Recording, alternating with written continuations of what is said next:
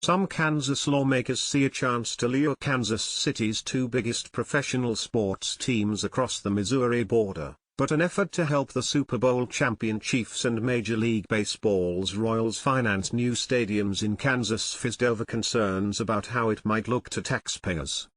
Members of the Republican-controlled legislature pushed a bill Tuesday that would have allowed Kansas officials to authorize at least $1 billion in bonds to cover the entire cost of building each new stadium, paying the debt off with tax revenues generated in the area over 30 years.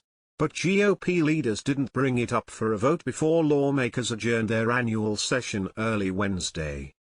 Some critics derided the plan as corporate welfare. Others were receptive but didn't want to pass the proposal until the legislature approved a broad package of tax cuts for their constituents that Democratic Governor Laura Kelly would sign, which didn't happen either.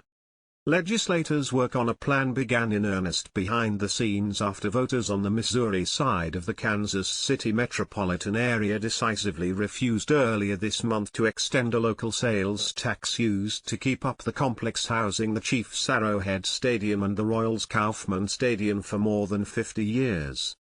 The bill's biggest champion, Kansas House Commerce Committee Chair Sean Tarwater, a Kansas City area Republican, said supporters want to give the two professional sports teams another option should they contemplate leaving Kansas City, which he said would be devastating to both states. "You miss 100% of the shots you don't take," Tarwater said. "We need them to stay in the Metroplex. The idea isn't dead yet." Kelly and her staff signaled Tuesday that she's likely to veto the last tax package lawmakers approved, cutting income, sales and property taxes by a total of almost $1.5 billion over the next 3 years. Lawmakers expect Kelly to call a special session of the legislature to try to get lawmakers to pass a tax plan that she'll accept, and they could consider the stadium financing proposal then. "We just need a little time on it, we'll be okay," said Senate President Ty Masterson, a Wichita Republican.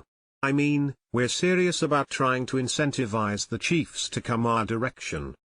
The proposal would allow the bonds to finance 100% of the construction of each of two new professional sports stadiums with at least 30,000 seats.